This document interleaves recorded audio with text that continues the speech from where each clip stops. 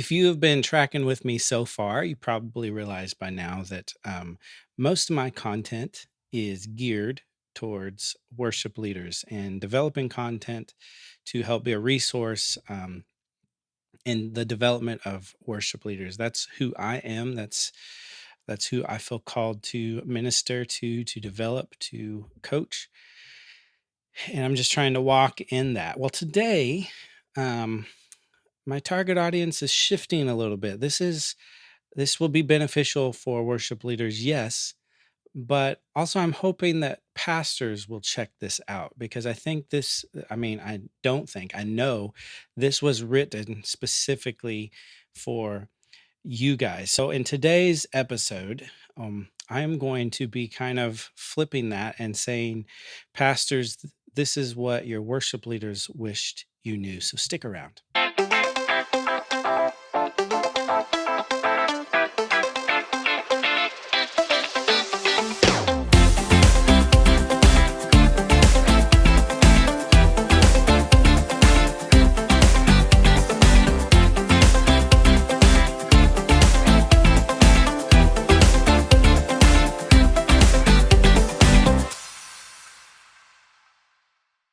So I was doing some reflecting today, and actually in the last few days. I hadn't planned on delivering this topic next, but this podcast, this show, however you're watching this or consuming this, um, has has been very like sporadic in terms of I have a big list of ideas and topics that I want to cover that I think are beneficial, but sometimes something will come to me or I'll think of something and I'll start making notes. And so this worked its way to what I felt like I wanted to share next. Um, excuse me. So I've was doing some reflecting today, and goodness, in about 18 years, it's been about 18 years, excuse me, that I have been leading worship and having the honor and the privilege to lead worship. And, I've worked with, I don't have my notes right in front of me, but I've worked with about 15 churches. I've I've invested in, by my numbers, now I'm probably on a low end with that. What I was classifying as investing in was something or somebody that I intentionally was giving space to and time to, for worship leadership or production, anything to that nature. And so probably it's on the low end, but I came up with almost 70 names over the 18 years. And honestly, I would like that number to be higher, not for the sake of numbers, but for the sake of impact. Um, and so, as I was doing some reflecting over the churches that I've either worked with or primarily been a part of, because that's the ones I know the most. And when I say being a part of, I mean like either attending there or working there on staff. Um, I've gathered a lot of experience, and I feel like this could be helpful to the pastors out there, specifically since I'm trying to connect with pastors to be a resource for their churches, for their worship leaders, for the production, you name it. Um, and so just to recap, like I like to keep out in front, or I like to keep this out in front, is kind of why I am doing what I'm doing and how I plan to achieve that. So my why or my vision is to cultivate a thriving community where worshipers are raised up in character, competence, and cognitive health, empowering local churches, colleges, and communities to flourish. And so, how am I going to achieve that? Or here's the plan and the vehicle, if you will. The mission of how I plan to achieve that is to create transformative content, provide coaching for worship leaders, and connect them to churches in need, fostering vibrant worship communities that glorify God. I'm still reading it because I don't have it completely memorized, but this is what I feel called to and passionate about. And so, as I said in the intro, you've probably seen these, or maybe you haven't, but I've seen them floating around on social media. Um, like 10 things your pastor wished you knew as a worship leader or something to that effect. And I honestly haven't seen a lot that are geared the other way, of what worship leaders wish their pastors knew. And so I took some time, the other evening. I just started writing down, and this isn't an exhaustive list for me. This is just my personalized list over my 18 years of experience. And there could be more. And just to preface, it's not in any order of significance. So I didn't lay it out by here's the most important to whatever. So I'm going to go through these, and uh, this could be one of the longer episodes because there's a lot here. And but I think it will be helpful. Specifically, it's geared to you as a pastor. Um, what I'm coming to find out, and I've been in conversations with several pastors over the last specifically few months, and and this is everything I'm going to say today.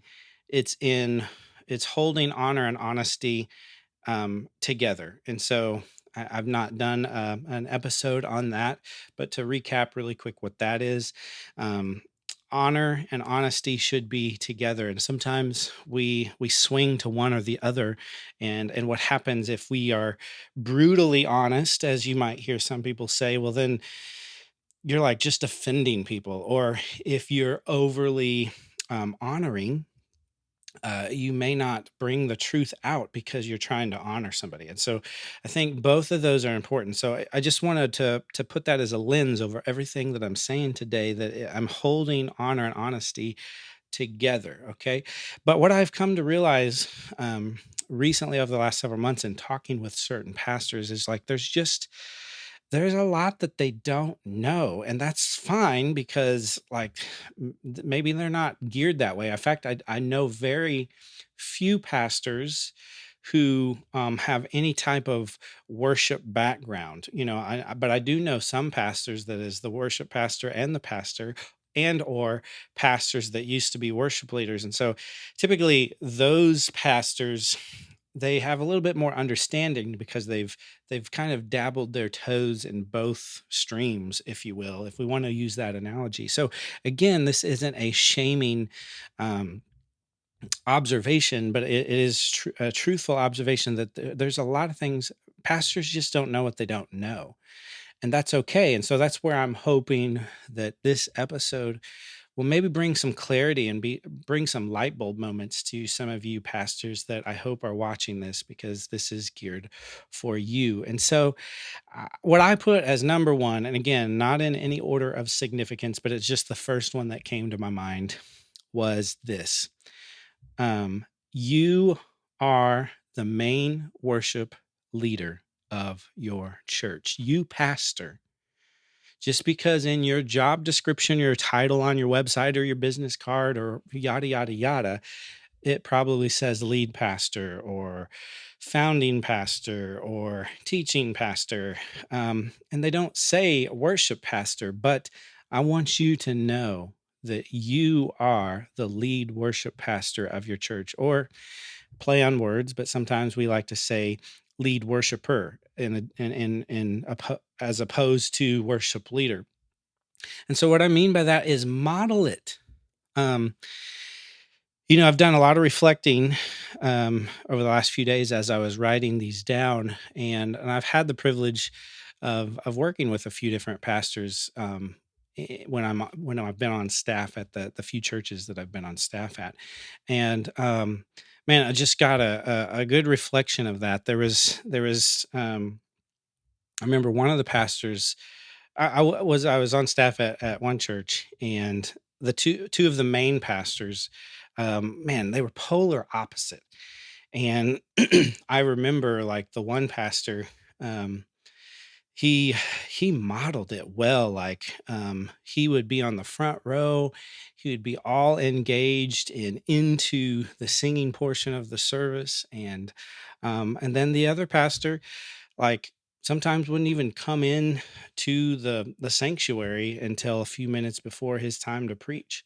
And so, like, again, honor and honesty here, but like, man, as a lead pastor of the church, or as a pastor of the church, let's just even zoom out a little bit.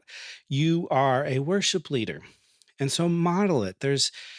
I'm not saying be fake, but I'm saying, like, model it. And we could go down a lot with just this one point, and for the sake of time, I'm going to try to keep moving. But like, I know that there's wirings, there's preferences, there's strength, there's weaknesses, and so I'm not trying to nitpick.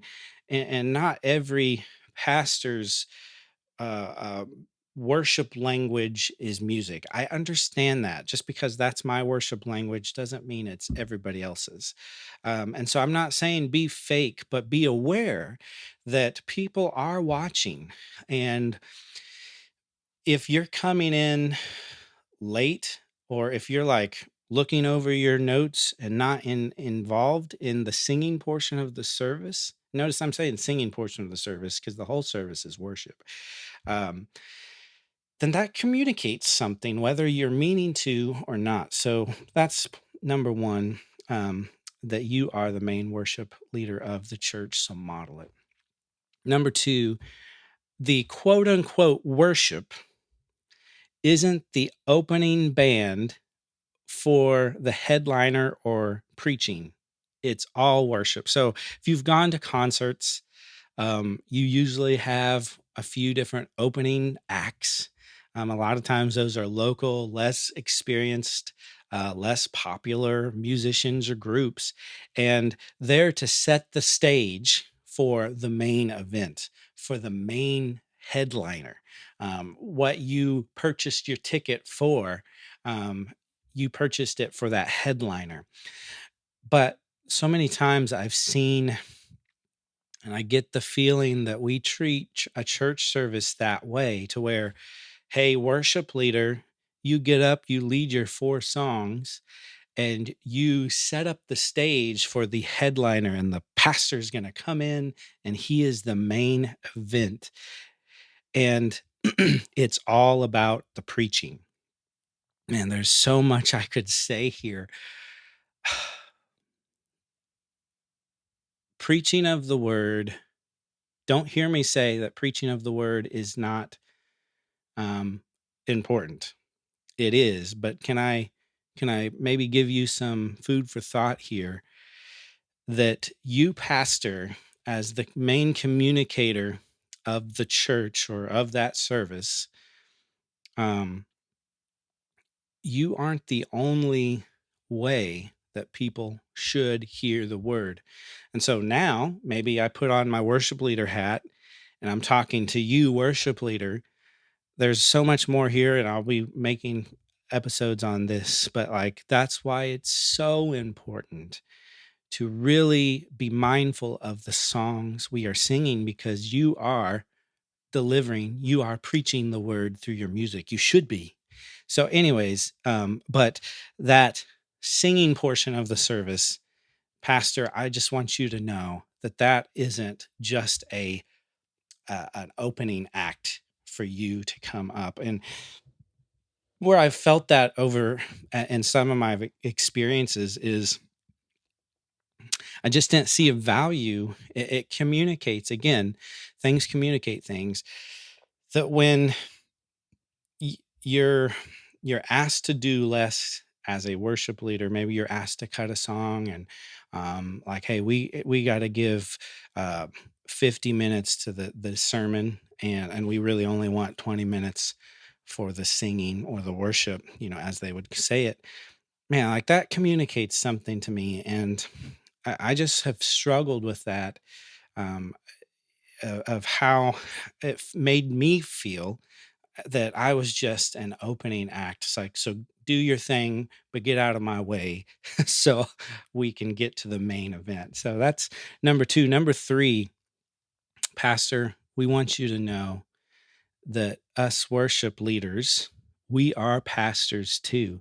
And maybe, worship leader, if you're watching this, if you don't know that, if you don't know that you are a pastor, Man, drill that into your head. You are anointed and appointed by the Lord to your congregation to pastor your people. If you just, I just sent three, I just did three little Instagram reels in the last week, and they were in order of what I feel like the most important things as a worship leader to pay attention to. And it was this: your faith, your family, and your flock. And specifically in that order. But the flock is the people entrusted to your care. And first and foremost, it's the people on your team, your people running the sound, the slides, the band, all that. But then the very next layer, it's the people in the pews. Like those are the people that are your flock, and you are to pastor them. Man, I have so many stories here that I just don't want to make this a 2 hour episode. Um, but like I've had the privilege of going to people that were part of my flock, man, and leading worship in their house like 3 days before they passed away. And those are memories I will never forget. Like that was me being their pastor and loving on them and caring for them and realizing this is a valley. This is a hard time. And I'm called to shepherd you. And so many times I think we as worship leaders, worship pastors, we we don't feel adequate or equipped to shepherd people because we feel like, well, that's just the pastor's job. No, you are a pastor. And so, pastors, lead pastors, you need to know that. If you're doing anything that communicates that your worship leader, I'm trying to not confuse terminology here just to make it clear. If you're doing anything that would make your worship leader not feel that he is a pastor, and be aware of that and work on that. So that's number three. Number four, pastor, worship leaders want you to know that the relationship between us and you is what I feel like the most important relationship in the church. And it's like a marriage, meaning it takes work, it takes communication, it takes integrity, it takes trust. And yes, what happens in a marriage? Like, I'm not just saying one person needs to work on something, but the other doesn't. No, like you both need to be communicating, you both need to be working together, you both need to exercise trust. Man, like there's been some good relationships in my life, but then there's been really painful ones where that was not the case for me. And man, I felt the ache in my spirit, like I got to be able to communicate better. Like we weren't seeing eye to eye. We were growing apart, and I could feel like this was becoming unhealthy in the church. And I'm like, man, we got to work on this. And I would even try to bring in a counselor to help us, like just like you would in a marriage. If you're having marital problems, like work on it.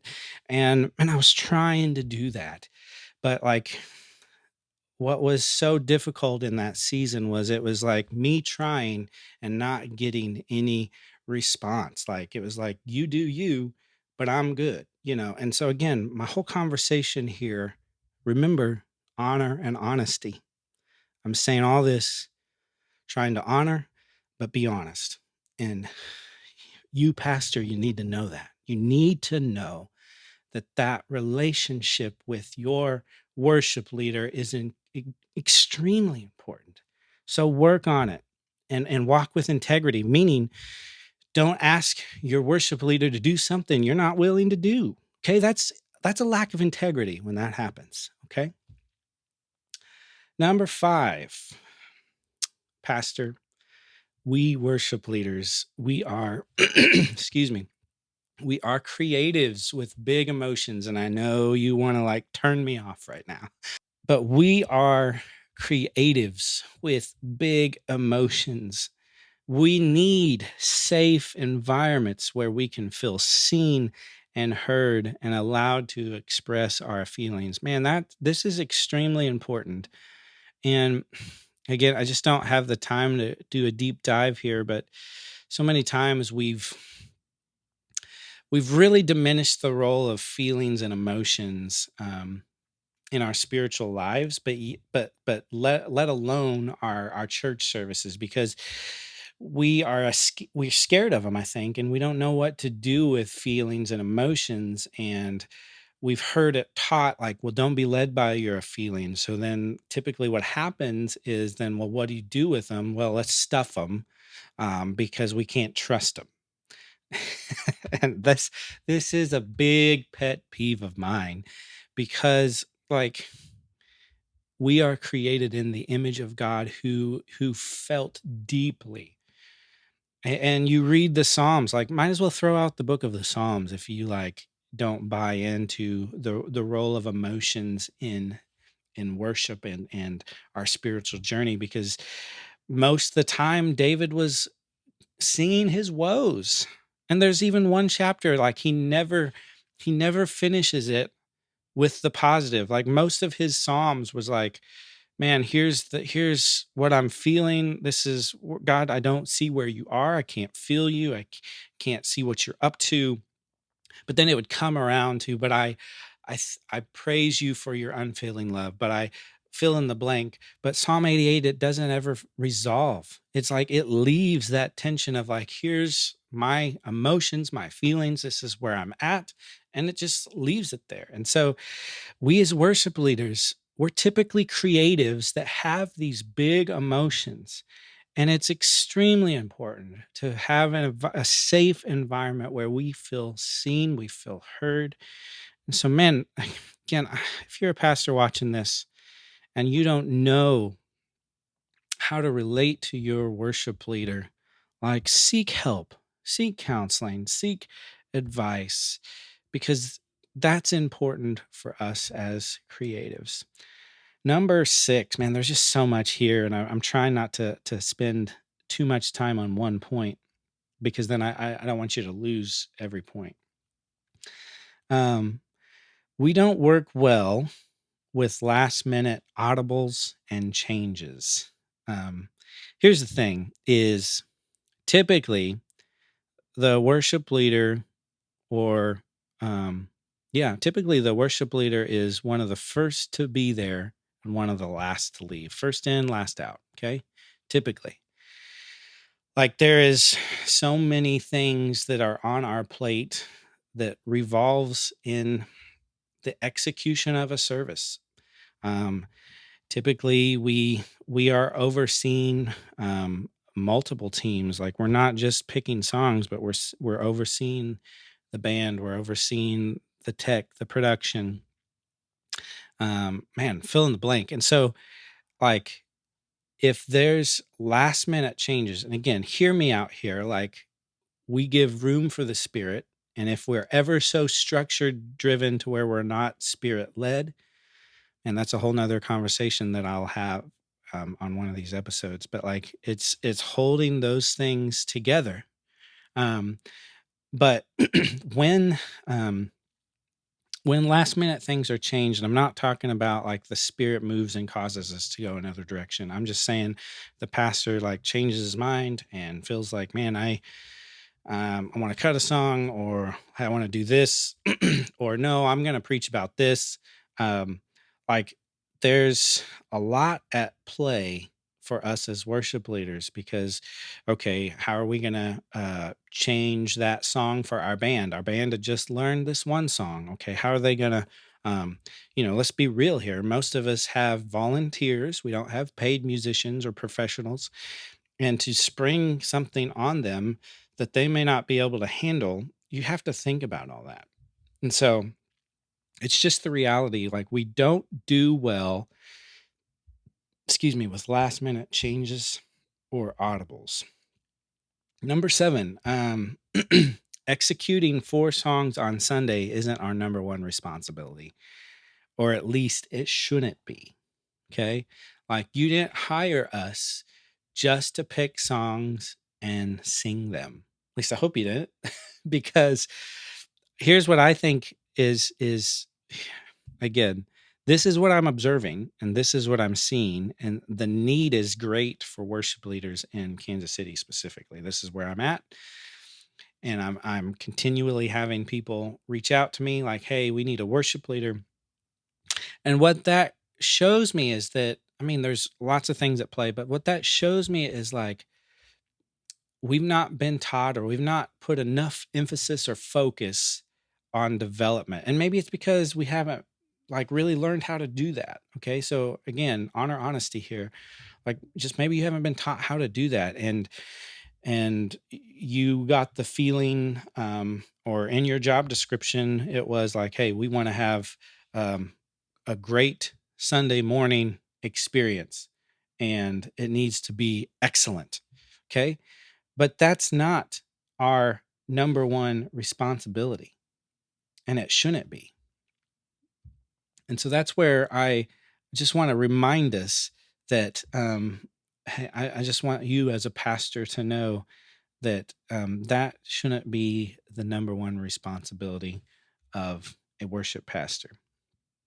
Number eight, if you want to see team growth, like in your church, on your staff, you need to be okay with B and C quality leaders. So, what do I mean by that? Again, this kind of like curtails right on this last one about picking four songs and executing them isn't the number one responsibility. We need to be developing and investing in others. Well, how are you going to do that if you aren't giving them a platform? Now, again, depending on the size of your church, um, the method, I don't want to say method, but like if you're a high seeker sensitive church and larger, probably your emphasis is on top notch quality because you're trying to seek people and bring them back. There's nothing necessarily wrong with that. But maybe you are like volunteer led and driven and, like maybe it's hard to sit through worship sometimes because you just don't have the talent that you would like, anywhere in between or either ends of the spectrum. Like, if we are truly developing people, though, we have to give them opportunities to lead. Now, how I've tried to do it over the years is, and I've been a part of bigger and smaller churches, and so it fluctuates because it depends on kind of what's expected and what Sunday morning's trying to achieve. But like, okay, I have somebody I'm investing in. Maybe they're not ready to completely lead a service on Sunday morning from the big stage. Okay, but maybe I have a youth group and I'm going to give them some reps there. Or I've had the privilege like that we would have fellowship coffee nights at a local coffee shop. And so I bring in people looking for more reps there, like be creative, but like you have to be okay with people that aren't always at the same caliber as your lead worship leader. And if you're not, then like you have to realize that maybe you're not going to develop a lot of people in your church because you're not going to give them an opportunity to flex their gifts and to grow in their gifts. I hope that makes sense. Number 9, I only have a few more. So, um, but number 9, plan services together more than a few days before. Um, Typically, we creatives, we worship leaders. Now I know there's many different giftings, like some are very more so administrative. That's typically me. um some probably are gifted more relationally and spirit driven. I can't dive into all the different personalities of a worship leader. I'm just trying to talk in generalized terms. Typically we have things planned out several weeks to even a few months in advance. Now, I typically fall where I fluctuated some, but like to have songs posted at least a month in advance, and then the team scheduled 2 months in advance. So that kind of gives you a ballpark of. Now, early on when I was green, I was picking songs Saturday night, okay, and coming in Sunday morning, and band's like, "What are we doing today?" I've come a long ways from that, and that's just not sustainable. It's not fair to your volunteers and your team. But so generally, we're planning services weeks in advance, if not months in advance, and so it's kinda hard to really to do that if you're trying to plan things accordingly and together, and so there's been times in my ministry where maybe my pastor is more last minute, for whatever reason, and so at the end of the day, I'm trying to plan what I feel like is a good worship set or a good music set, regardless of, and not trying to feel this pressure of, um, making it go completely in with the theme. Now, we would love for that to happen, but if we don't know some of those things until like the week of, it's just hard for us to do that. So just keep in mind, Pastor, like we're typically planning things several weeks in advance. And so, what does it look like for you and your worship leader to plan together, but in advance? So, you're working together. Now, thankfully, we serve a God who is spirit and truth, and his spirit can do whatever he wants, however he wants, whenever he wants. And so I've seen time and time again where if everybody's doing the best that they can and they're maybe not awarded that luxury of planning together in advance, the spirit still coordinates to where, oh, like I didn't know he was singing that, or I didn't know he was preaching that, but yet it works together on a Sunday. Now the spirit can do that. I'm just saying it's good to try to plan out in advance together. Number 10, set clear expectations and give a clear why. We like to know what's expected of us as a worship leader, and we will be on board if we have a clear why. Man, I think that just will go so far in cultivating a healthy relationship between you as a pastor and me as a worship leader, is to set clear expectations and define a clear why. I don't think I need to explain that one anymore. And the last one, number 11. And again, this is kind of where I stopped after reflecting, is encouragement. Man, it probably should go without saying, but we need encouragement just like you need encouragement. Like, again, I talked about how we as creatives are in our feelings a lot, and I know people don't know what how to handle that at times, but all the more so those deep feelers and emotional beings, like if we don't have a clear sense of like, hey, you're doing a good job, or attaboy, you know, then like the enemy likes to kind of nestle in that and be like, okay, I'm gonna play to these feelings of insecurity and low self-esteem or low self-worth, because your pastor doesn't really think you're doing a good job because he's not ever telling you that, and so again, I just think it's good for you to know that we need to hear words of affirmation. We need to know that we're doing what you want us to do, and that we're doing a good job. It's not about performance, but we need encouragement. Well, I feel like that was a lot. I don't know if I should have broken that up into a couple different episodes, but I chose to just do it all in one sitting. Um, Here's what I want you to hear above all else, Pastor. Man, if there's anything I said that maybe didn't make sense, or even maybe you didn't even agree with, and I would love to hear from you. I'd love to have an open dialogue.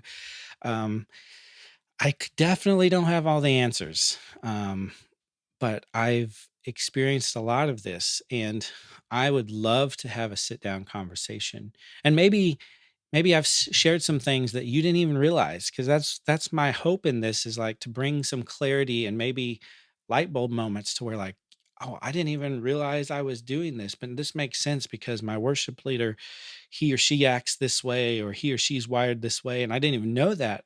But now I do based on what you shared today. And so, man, send me an email. It's just curtisbiswell@gmail.com. Man, I would love to have a conversation with you. And man, if I can be a help to your church in any way, please don't hesitate to connect with me. And I hope this was transformative in some way to you. And above all else, I hope you heard honor and honesty throughout the whole thing, because that's where my heart beats. And so, God bless you. Have a good rest of your week.